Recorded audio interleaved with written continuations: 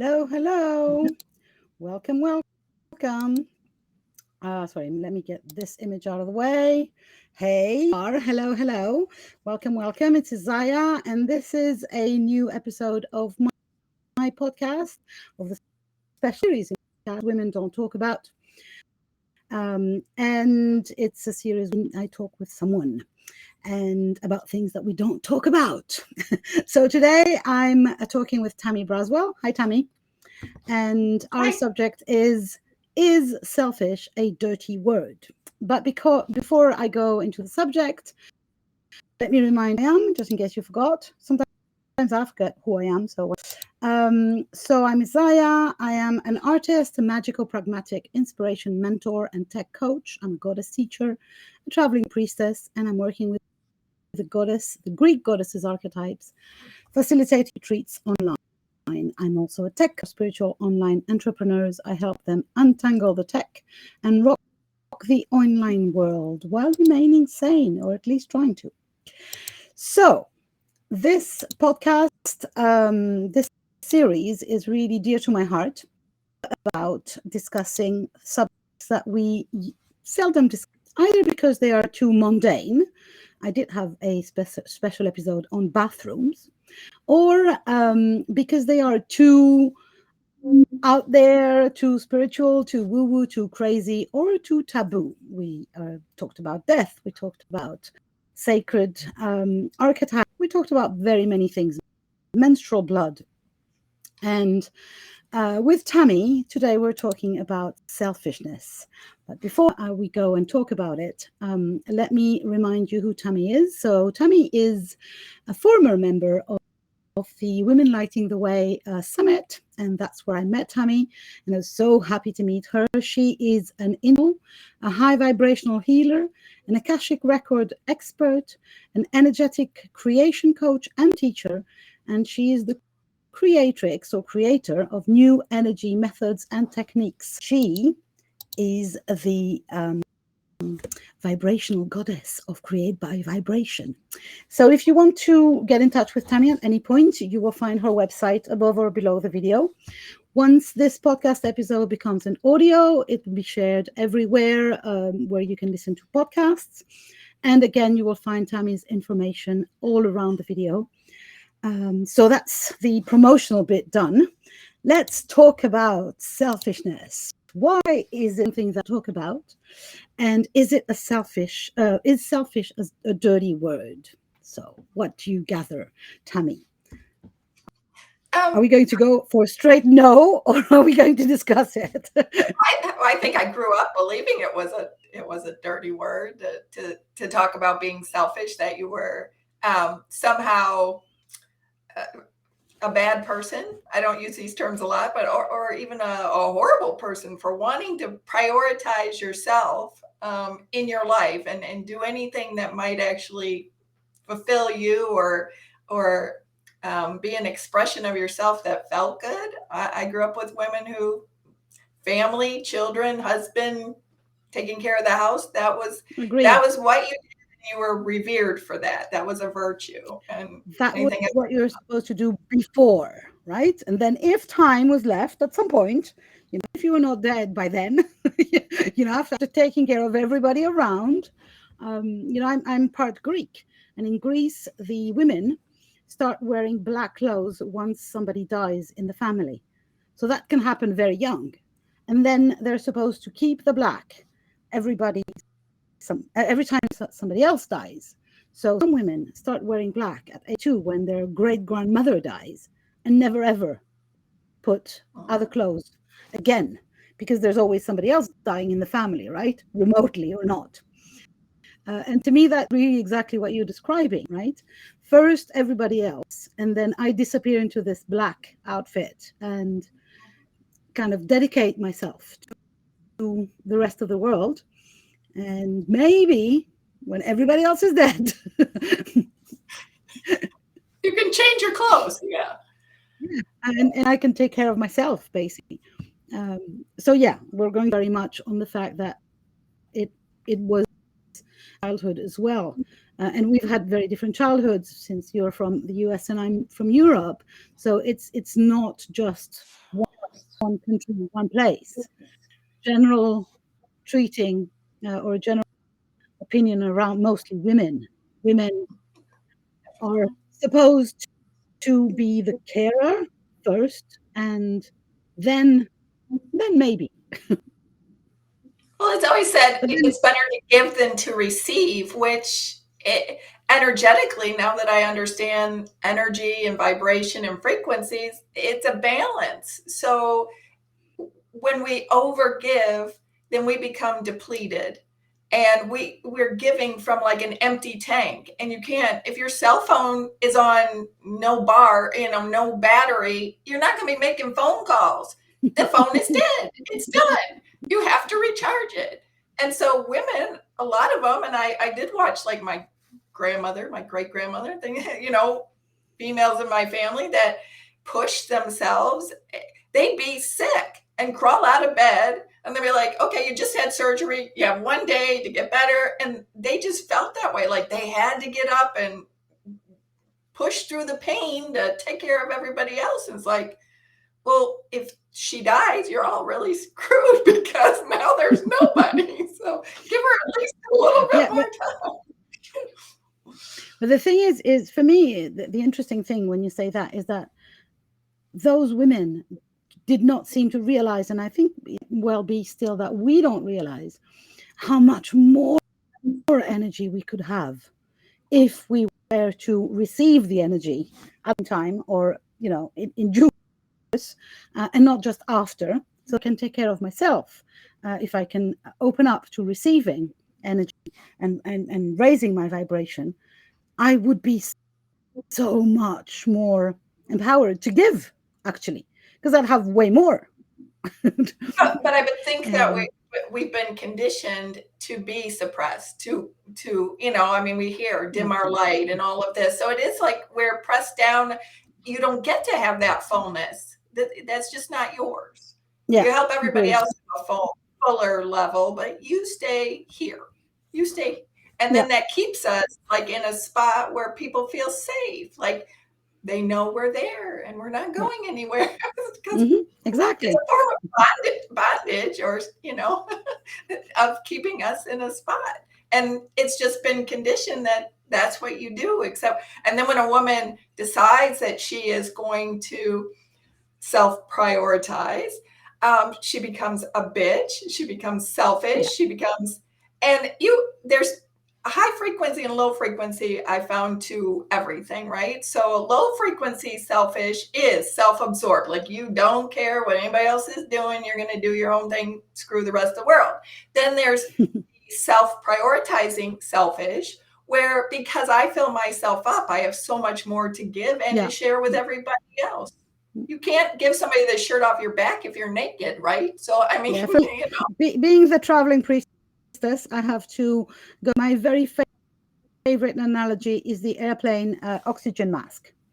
Every freaking time that I'm on a plane, the flight attendant reminds us at every beginning of the flight that if you are supposed to be taking care of somebody, a child or an elderly person, you have to wear your own first. Because if you start by helping the other person, you will be dead before you reach to them to save them. They will die as well, and you will die. So basically, it's like, okay. So if they are definite and absolutely certain of that in airplanes, maybe we should start doing that in life. Kind of. It is pretty funny that in an airplane do this, but everywhere else don't do it. Yeah. No, I think it's but the even the connotation on the word selfish participates in the brainwashing, basically, that we're going through it. So the fact that even the word has this like, and we're trying to find other words. Even you, I heard you say self-prioritize, because when you say selfish, there is a kind of a, can we say that? Kind of, can we dare? Well, I think, again, it's like that vibration of understanding what selfish we're using, because I do use it. You have to be selfish. And then there's that taking a back kind of, people go, well, that, you know, and there's a level of guilt to it too. We've been taught, feel guilty. Feel guilty if you pick yourself. Feel guilty if you take more than 5 minutes in the bathroom to have a moment alone without a kid or a dog or somebody wanting something. I mean, I can't tell you how many women, you know, in my business, when I have my business or I introduce something or share something, they're like, well, you know, I don't have time. If I can find 5 minutes in the day to do that, I would love to, you know, do whatever you're offering, but I just have to do this and this. And then they get ill. So we can even move into the physical manifestation of what happens is illness. And I believe that many of the autoimmune deficiencies and issues that we now have are based in the fact that we are not selfish enough. That's interesting. It might well be very, very true. We have Judy, who is watching us, and she tells a story that I would like to read for you. She says, I remember my granny would take to her bed.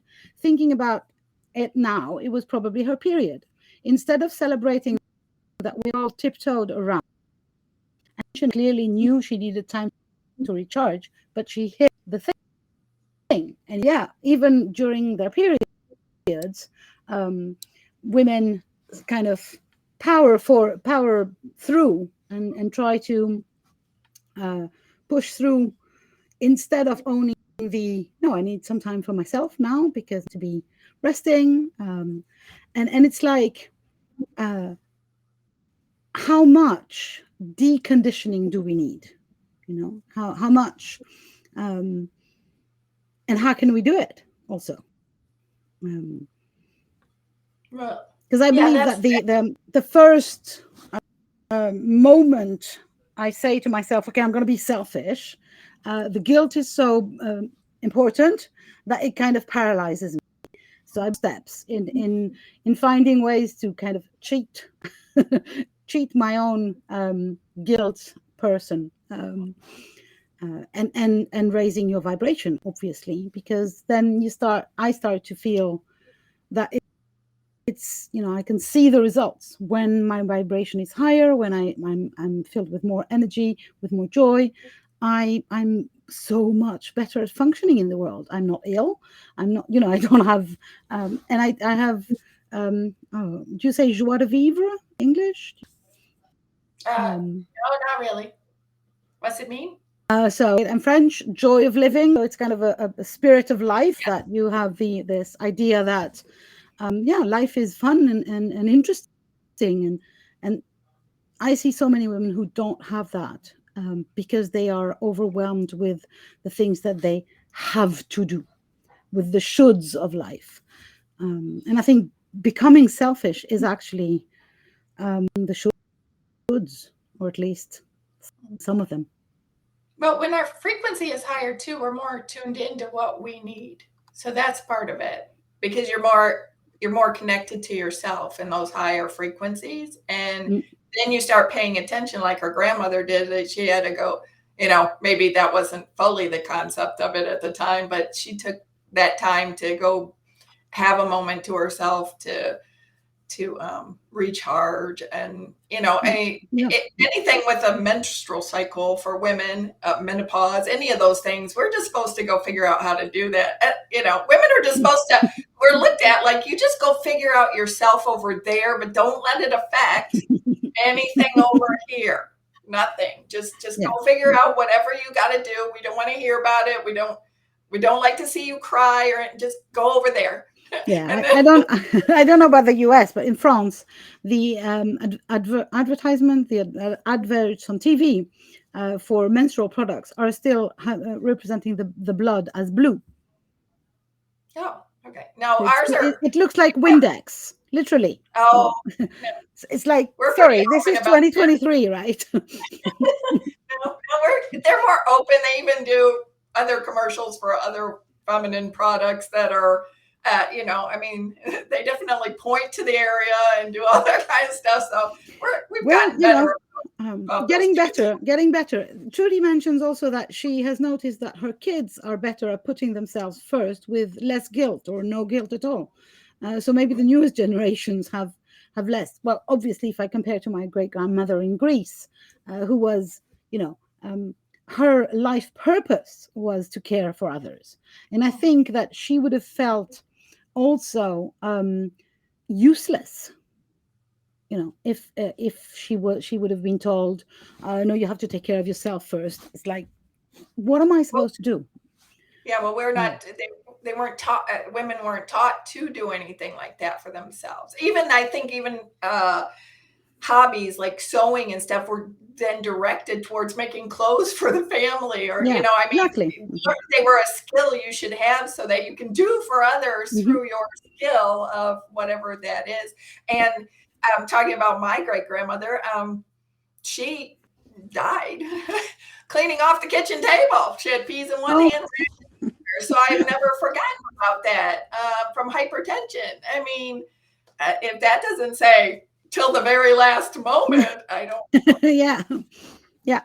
But I remember my mother-in-law, who is dead now, and she was kind of older, because my husband is older than me. And anyway, she told me repeatedly that when she was a child and teenager, her mother would literally beat the crap out of her when she found her reading, because reading was useless for a woman. Go and do something useful, knit something, cook something for somebody else, obviously. But read, she considered to be a life-opening, mind-opening activity, was forbidden.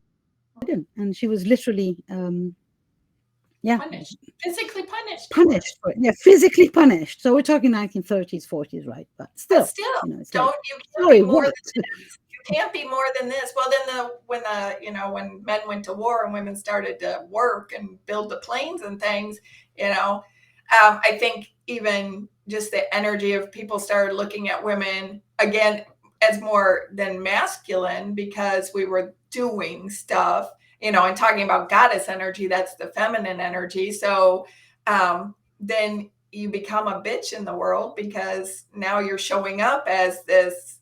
If you choose yourself, that's what people consider you. Well, you're being bitchy. No, I'm not. No, not. No man is considered an asshole just because he would prioritize himself, right?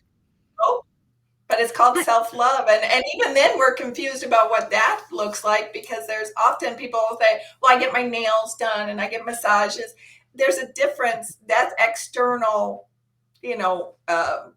I guess it's a form of self-love if you didn't do it before, but self-love is really caring deeply for yourself, your choices, start getting clear on what it is that you want to experience in life. Because like you said, even if they'd have told your grandmother, go have some time for yourself, she was not taught to think like she could have more than that. Or, you get shut down reading, where reading helps you to have a bigger vision in life. Well, no, you can't have that. So you literally were like in a little prison of, I don't even know what to do beyond this. So this is all I can do.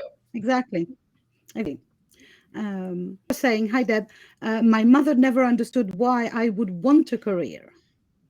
Why in heaven's name would you want a career? Right. And it's like, it takes time. I definitely think it takes generations, basically. And every generation, we raise our daughters differently, hopefully, and we get better at this. But it's also takes time in the course of what I can do to get out of this spiral of putting myself second to everything and everyone. And that's, for me, it took a while, and I'm not sure I'm still doing it. I got an offer this afternoon to do something in September, and I said, into my head, I said, obviously, but my son, he needs me. He's 27 for freak. It's like, he's 27 years old. I still have this. Maybe he needs me. So yeah, I think it's a daily task to learn and take time to journal. I don't know about you, but I journal a lot around what do I want to do? Kind of teach myself. Who am I? What do I like? Asking a friend repeatedly, we were in our 20s. She said, "Do you want to?" I said, "Do you want to go to the movies?" A female friend. She said, "Yeah, sure." I said, "What do you want to see?" And she was like, "Whatever you want." And I insist, no, it's not whatever I want. It's what do you want to see? And she was incapable of what she wanted to see. There were 5 movies. She just had to know. I've met a lot of people who are still like that. This incapacity to just know what I like, what I need, who I am, basically, is the I don't know if it's a cause or the consequence of the unselfishness of women. They are completely turned towards the exterior, basically. And they look outside, and there is no take time, energy to analyze to stay with yourself, basically. Because that's also, taking care of everybody else means you're in the corners of your own shit, also, right? Yes. Because when you become selfish. Now, when I started to do work, I support other women in this. I really felt that I had to step up for myself. So I do, like you said, when I get with people and they'll be like, okay, let's go have dinner when the family gets together, we're all in one place. And you ask, where do you want to go? Everybody's like, well, wherever you want to go. You know what? I now just choose a place and say, this is where we're going. If you don't like it, you can give another option. If not, this is, and it shocks people. And when you do start prioritizing yourself and choosing to be more selfish, it rocks the boat of the people around you because, whoa, wait a minute. What do you mean you're deciding this, or you're more clear on that? And more absolutely, it will upset people. Yeah, it will upset people around at first, and it's not a sign to stop. It's a sign that you should keep going. Another big part of it is permission to give our. I intuitively received the message years ago because I had somebody ask me about I taught a class and the women kept asking me, well, what is it about guilt? They were older women and they were all living from that place of guilt. So I intuitively asked and channeled that it's giving ourselves permission. We look for permission from someone else to say things that we do or choose are okay. And if they don't say what we'd like them to say, then we feel guilty if we make a choice based on what we want. So if we say, I give myself permission, which would be considered selfish in itself, give myself permission to choose this or to do this or whatever, the guilt falls away. I don't feel guilt anymore. I don't feel any guilt towards anybody because I've given myself permission to make choices that are best for me. And from that, everyone around me will benefit. Yeah. The other thing is when you start playing by your own rules, some people will fall away from your life. Kind of, they will just disappear. And okay with that. We should all be okay with that, because basically, if people are around me just because I'm taking care of them, and that's the only reason, they are not interested in me. Besides, I was not interested in myself either, because I was so occupied to take care of other people. So first, people will fall away, and that's okay. People will get shocked, because also I remember the first few times that I have stepped my big foot and says, it means that the other people or some other people, I was not very subtle, to say the least, because I was finding my, and I think that I'm becoming more subtle as I learn who I am. I also now I'm more okay to say, I want this. I'm still okay if I'm not getting it. If I'm not getting it. Early on, when I started being selfish, I was panicking. If I had dared say what I want and to do what I want, and then somebody was pushing back, because they are going to push back, I was panicking. Nowadays, it's okay. I'm more comfortable with knowing what I want. It's more important to me to know who I am and to know what I want and what I desire in life, even if I don't get it. Even if at this precise minute, the universe, the person around does not say yes, that's all right. But I know it's not because I've silenced myself. It's because the circumstances are not here. But I think it's one of the things also that we seldom discussed, and this might be a little triggering for people, so beware. When I say what I want, somebody might say no. And so I have to learn to hear the no. If I never have any desires, official ones, like spoken, well, then I never get a no, right? I get a general no. Nothing ever happens for me, right? But I don't get a frank, direct, to my face no. And some women cannot deal with that no. That's true. So remaining unselfish also prevents them from getting this rejection, basically. Because once I know who I am and I've decided to take care of myself, I would like a massage, and my partner turns to me and says, yeah, well, fuck it, I'm not doing that tonight. Because, I'm not massaging your back tonight. And then I have to go with rejection, but that's all right. In fact, nobody dies if answered no. So that a circumstance that will happen also once I start taking care of myself first, who I am, and expressing my desire. Well, I have to share that, or I would like to share that. When I really stepped into that for myself, I decided I have the expectation that I do always get what I really want. So if I don't get something that I want, that I think I want, then I really question whether I really wanted it, because I really do, having decided this and given myself permission and decided to be selfish in a most loving way for myself and whoever's participating in my selfish moments, is that I do get it.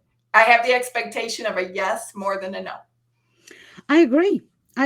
But I know deep down that if I was to get a no, nobody dies. Oh, yeah. Whereas before that, early on in my young age, rejection would have me crumble into a little pile of shit, basically. So I do think that yeses are all over the and there are way more yeses than nos, but now a no is not killing me anymore. Whereas it would have. So I'm not saying that it's the case for everyone, but that I believe it participates into this little construction of being so dangerous. Kind of. Well, we like to keep ourselves safe, so we continue patterns that, even if they aren't the best feeling, they keep us safe in some way. That's if we see that we have a constant pattern in our life, in some way it provides a safety that maybe we just don't recognize what the safety is. And yeah, like I said, when I hear a no, and it's not that I don't get no's, then I step back and go, how much did I really want that thing in the first place? Because I believe if we really are tuned in and really want something, the yes will come, or we wouldn't have had that desire. But yeah, we get desires for things that it would be nice to have, but then when you really look at it and go, ooh, I'm glad I didn't get that, because maybe I really didn't want what came with it. Oh my goodness. Yeah, or something better. And if I had been in that one, then it's not everything is at the same time. Exactly. So no, and the beautiful turns out at the corner. But anyway. And you say thank you for the no. Yeah, absolutely. I've said thank you for the no's as well. So what should we do, basically? Please teach. What should we do? What's the first step to own the selfishness or to become selfish? I like it. I really feel like the first step is to give yourself permission to begin to be selfish, because then you're saying it's okay It's okay. Maybe you're not doing it right away or in big ways. I mean, the boldness comes with time and with clarity and confidence. You have to get clear on what you want, because otherwise your energy, your frequency still kind of indicates that you're in that old I'm going to stay in the unselfishness. So it's a progressive thing. But first, I would say if I didn't really been tuned into this years and years ago, I would say permission. Just give yourself permission to begin to let yourself have the things you want, get clear on what those are, and say yes to yourself more. It's not always about whether somebody else says yes or no. Are you saying yes to yourself? I agree. So I would start with permission work, or at least thinking about the permissions. And then I would go for clarity, for really giving yourself permission to get this clarity on what you want. And then, saying yes to yourself. But first of all, get to know who you are, because there are so many of us that walk the world basically on who they are. And whether you do that or with psychoanalysis or journaling or whatever you want to do, but get to know who you are. And then this amazing person that you're meeting, needs your help, basically. I need my own help, and I need my own yeses. But it's an amazing journey. I don't think I'm finished with it. And I don't think I'll ever be. I don't think it's useful to be finished with anything, basically. But it's called death. When you're finished, you die. You don't need to be here anymore. So. I agree. But the journey is so fascinating, and I can feel when I do that work that I am also healing a huge lineage of women behind me. That I am walking a path that many of them have not been able to, not been informed. And so I believe that it's also more than just me. So in a way, it's the complete unselfish thing to do, is to become selfish, because it's healing not only me, but behind, and of course, in front of me. So if I have children, or even if I don't, but the way I act in the world, the way I am in the world, is healing for not just me. So it's it's the most unselfish. But you're also healing for other women, because when you stand up and recognize what you want, and you're more confident and clear in that, then it gives like a silent permission. Because we actually are always seeking permission. We've just been taught to seek it outside ourselves. Then you give a level of permission to the women around you to go. And just I'll have what she's. So it's for me, it's even more than permission there for our sisters or the women around us. It's just I don't know. It's about showing up, basically, for myself and for anyone else to see that it's working. It's working. I am so much happier. I am so much more helpful as well for others when I am selfish. And you're energized. You're not depleted by trying to overgive and being exhausted. And Deborah said, lead by example. Actions speak louder than words. We can say whatever we want, but if we don't have the action that backs it, it's not.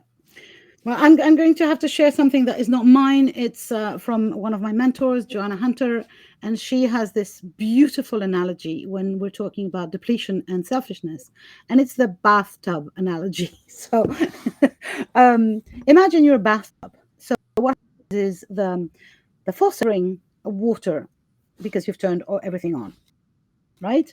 So water is coming in, and that's the universe giving you everything abundantly all the time. But what you've done is you've left the bathtub open. So basically all the water is coming straight out, and you're giving it away to anyone.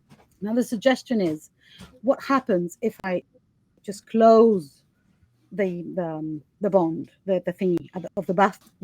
Then the water piles up in the bathtub, and then it overflows. So the same amount that I end up giving, and even more, that I would give, but I'm sitting in a hot bathtub instead of sitting in a cold, empty bath, right? So I can, it's not an either or situation. It's not either you're selfish or you are unselfish. Not either I care for myself, others. It's both. It can be both. Yeah. It's a balance. It's a balance. Yeah. And from our overflow, it's easier to share. And so, again, it's important we the oxygen mask in the airplanes. It's important we overflow. I love that. I'm going to have that on top of the screen. It's important to overflow. I always say everything, overflowing abundance, overflow. I talk from that place. Not that cup half full or half empty, it overflows. Well, because this is the thing about the universe. It's always giving. There is always more. There is always overflowing there. So if the universe leads by example, we follow the example, right? And we overflow as well. Mm-hmm. And no, selfish is not a dirty word, in case you were still wondering. And it's really interesting because celebrate the word. In English, there because I'm multilingual person, I always talk about languages, but it's really interesting. In French, the word selfish starts with the three letters ego, egoisme, ego, right? So it's selfish is over like egotism. It's too much ego, right? But in English, it's the word self. And the word self is used in so many other ways. So self-care, self-love, and it's really interesting that it's only in the selfish word that it's frowned upon. Let's put it this way. We do use the word ego too. So. Yeah. And that usually, if somebody goes into the ego, being egoic or egotistical, then that's the selfish. That is what I call self-absorbed. The low vibration one. Yeah, it's the low vibration one. About you. And that's a different, when you come from a place of love, the high frequency of love, everything you do is for you and then for everyone else. It overflows into that. You can't not be that way. So would you have an example or something, a little hint that, what could someone do? Maybe something that we could do every day, remind ourselves that we should be taking care of self-prioritizing, as you said. I love that, self-prioritizing. So as you can see, sorry, I'm just going to interrupt. As you can see or hear, if you're listening to this episode, these conversations are not very organized. We don't have a plan. And so I'm asking questions and Tammy has no prepared answer. So I'm talking. In the meantime, she makes up the answer, right? Okay. So you may have heard of Louise Hay House Publishing. She has mirror work. I think that's a great way to start. I didn't realize this, but when I was a kid growing up, I would stand for long periods of time and talk to myself in the mirror and have whole, conversations of what I thought about the world. I mean, I think the best conversations I have are actually with myself, but it's to stand there and talk and be loving and tell yourself you're beautiful. It may take some of us who have a lot of, anti-selfishness or unselfishness to be able to say that, but have conversations with yourself, get to know you. Mm-hmm. And when you get to know you, then that's who you show to the world. And it's easier to show that part of yourself because you understand it. We function for other people because we don't know who we are. We know what we were told we should be and who we should be, and that's what we function from. But when you get to know yourself, and I think mirrors are fun to talk to yourself, get to know you, and then show that person out in the world. Yeah. And I'm going to add, and fake it till you make it. Because the first time I did mirror work, I had to really, really breathe into it because I was so accustomed to me insulting myself, literally, shitting myself in front of every time I would pass a mirror. Bad thing to say about myself. So the first thing when I said, okay, to myself, I have to do this mirror work thing, was to just stop that. Stop giving myself. I did not allow myself to insult me anymore. Then it was impossible to go straight to I love you, but at least I could stop being a hate. Yes. Well, while you're sharing this, it came to me, a vision came to me. So, you know, the cycle of giving and receiving, it's a full circle, and that's depletion. It's just giving. Well, we can just give and receive to ourselves by the mirror work. So you stand there as you giving yourself the love, and when you can say these things and then allow that part of you to receive. So you've got the whole balanced circuit, I call it, in yourself by giving and receiving for and with yourself, and then you can take that out into the way you live. Absolutely. This is beautiful. For me, that also comes to remind us that we only have one channel. There is just one conduit, one pipe. So if this pipe is filled with me giving, come back, right? So it's literally about refinding this band. We can indeed have it alone in front of a mirror. Beautiful. Beautiful. Okay, so thank you very much. If anyone has a question, you can still ask a couple of questions if you want to, because we can read your comments. And I would like to remind you that you can find Tammy if you want to know more about her, about the amazing work that she does with the vibrational. I so love your website. So let me not, I'm going to say it's createbyvibration.com. I didn't want to say anything. You helped create my colors and image on my header there. I did, but the magic there before. I just helped put some more magic or some glitter on it. Thank you very much. That was an amazing session. I agree with Deborah, who says it was a brilliant session. I agree. And if this is the session that you guys needed, or the podcast that you guys, or you ladies, beautiful women in the world, needed to be reminded that you have to start becoming selfish today, well, use that, you know. It's going to be a replay. It's going to live on my podcast forever. To it again and love the fuck out of yourself, basically. And you'll see how much more joy and you'll have, basically.